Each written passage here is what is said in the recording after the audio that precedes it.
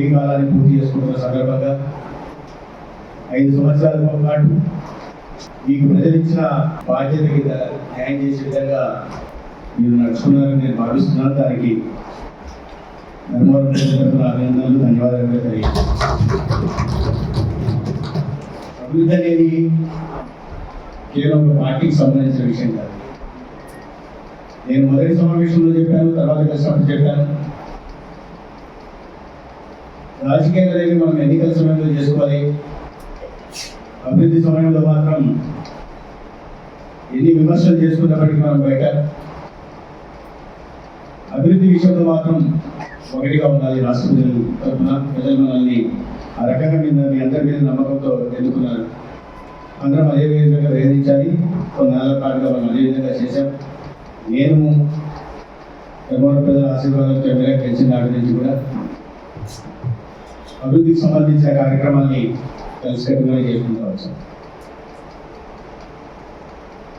అయితే మీకు తెలిసి ప్రతికూలత మధ్య కూడా అందరూ పనిచేశారు.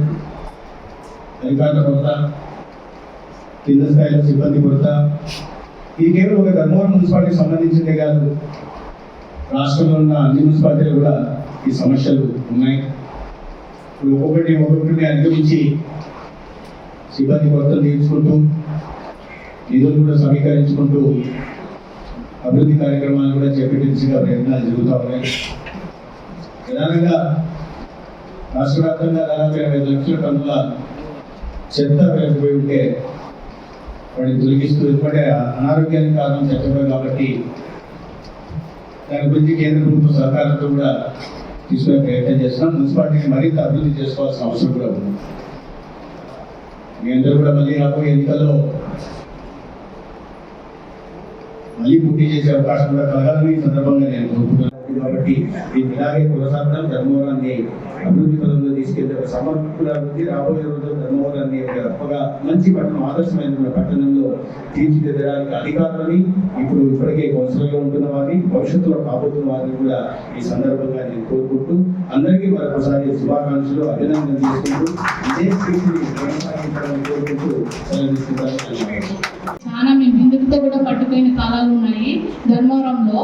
అప్పుడు ఆయన పరిస్థితి చూసి ఒక పార్నపల్లి డ్యామ్ ఏర్పాటు చేసి ఈరోజు ఇంటింటికి ఒకలా రావడం కారణం ఎవరు అంటే అది కేటీఆర్ సాలేమో.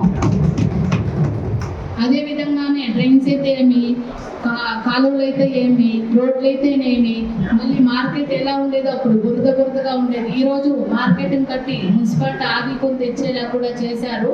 అదే విధంగానే మన మున్సిపల్ కాంప్లెక్స్లు కూడా ఈరోజు అభివృద్ధి పరంగానే ఉన్నాయి. ఏమి చేసినా మన మున్సిపాలిటీ అభివృద్ధి కావాలని ఆయన చేసిన పనులు ఎన్నో ఉన్నాయి. అదే విధంగానే ఈరోజు నేను ఒక చైర్పర్సన్గా ఈరోజు ఉన్నానంటే అది కేటీఆర్ సార్ దయ వల్లనే.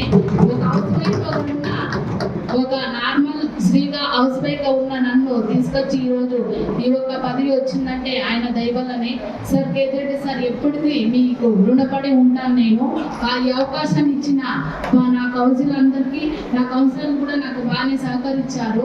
అందరికీ ధన్యవాదాలు తెలుపుకుంటున్నా. మరొకసారి అందరికీ ధన్యవాదాలు.